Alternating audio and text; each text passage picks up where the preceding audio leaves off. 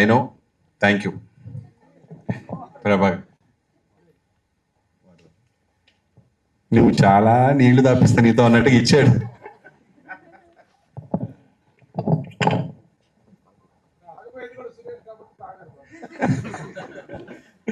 చెప్పండి సురేష్.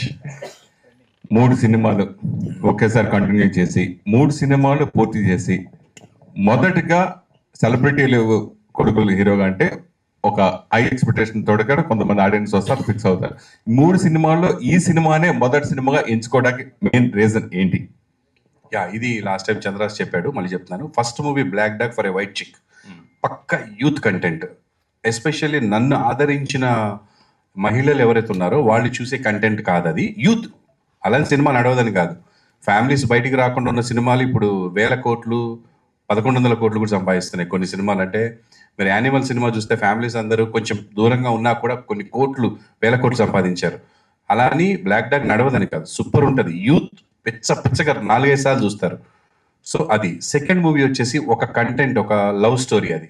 అది కూడా ఒక వర్గానికి ఉంటుంది. నేను కోరుకుంది ఏంటంటే నా బిడ్డ, ఇది నా ప్లానింగ్, నా బిడ్డ ఫ్యామిలీ మొత్తం కూర్చొని చూడాలంటే మనవరాలు, మనవళ్ళు, కూతుళ్ళు, అమ్మ, నాన్న ఎవ్వరు ఆక్వర్డ్ ఫీల్ అవ్వకుండా చూడాల్సిన సినిమా అంటే ఈ మూడిట్లో ఇదే.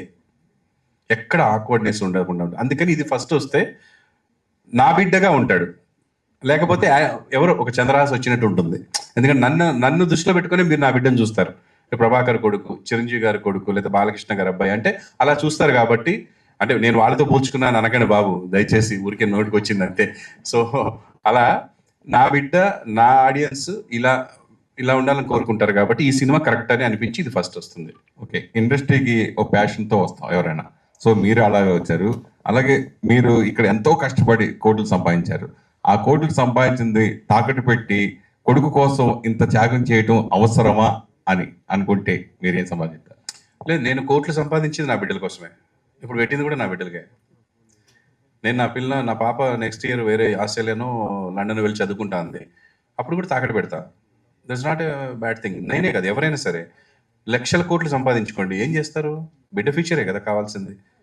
బిడ్డ ఏం చేస్తావు? మీరు మీ బిడ్డ వ్యాపారం పెట్టుకుంటా అన్నారు అనుకోండి, డబ్బులు ఎవరు ఇవ్వాలి? ఎక్కడి నుంచి తెచ్చుకుంటాడు? కన్న తల్లిదండ్రులు మన ఇవ్వకపోతే వాడు ఎలా ముందుకెళ్తాడు?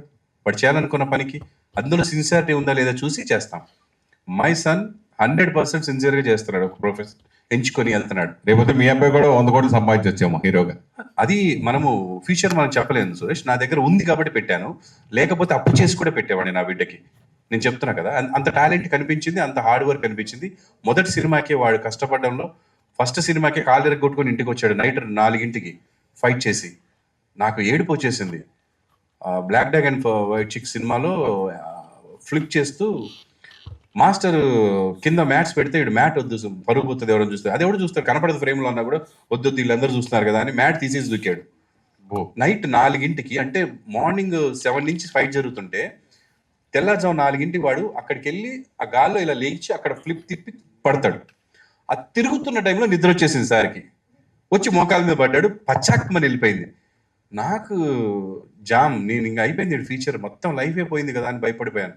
దేవుడి దేవుళ్ళ అది ఒక 40 డేస్లో రికవర్ అయిపోయింది. దగ్గరుండి తీసుకెళ్ళి హాస్పిటల్లో చూపించాను.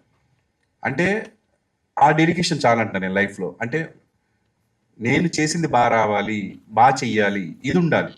అవతల ఏదో అన్నాడు దానికి సమాధానం చెప్పాలి, ఆయన వెళ్ళి కొట్టాలి, ఇది కాదు. స్క్రీన్ మీద ఇది చేయాలి. అది ఉంది నా బిడ్డ దగ్గర, ఇది కూడా ఉంది. ఇది ఎక్కువ ఉంటే ఇంకా హ్యాపీ. చంద్రహాస్, బాటిల్ మామూలు బాటిల్ ఉంది, నీ బాటిల్ రాలినట్టుంది. ఇక్కడికి ఇక్కడే ఉంది, అక్కడ పెట్టా. సరే, 3 గెటప్స్, పోస్టర్స్, ఒకటి పెళ్లి కొడుకు, 2 డిఫరెంట్ క్యారెక్టర్స్ ఉన్నాయి. సో 3 హీరోయిన్స్, ఏ హీరోయిన్ పెళ్లి చేసుకుంటారు? 4 హీరోయిన్స్ కదా సినిమాలోనా? సినిమా పెళ్లి బయట 3 చేసుకుందాం ఉందా నీకు? అసలు పెళ్లి చేసుకోను, నేను ఫిక్స్ అయిపోయా ఆల్రెడీ. సినిమాలో అలా చెప్పేస్తే మళ్ళీ స్టోరీ పాడిపోద్ది కదా, సో అలా చెప్పకూడదు. సరే, జనరల్ గా ఫస్ట్ బిగినింగ్ లో స్టార్స్ హీరోలు, ఎంతమంది హీరోలు తీసుకుంటే కనుక బిగినింగ్ లో ఒక నేమ్ యాటిట్యూడ్ స్టార్ పెట్టావు. ఇది తర్వాత కొన్ని మధ్యలో రకరకాల పేర్లు మారుతాయి, సుప్రీం హీరోయిన్, రకరకాల చాలా మంది హీరోలు మారారు. అలా ఫ్యూచర్ లో యాటిట్యూడ్ స్టార్ బదులు ఏ స్టార్ కోరుకుంటున్నాం? మీరు ఉండండి సార్, ఒకటి వచ్చింది ఇప్పుడే, మళ్ళా ఇంకా 2-3 గురించి అవసరమా? అంటే లేదు, ఇదే ఇచ్చారు కదా, ఇదే ఉంచుకుందాం.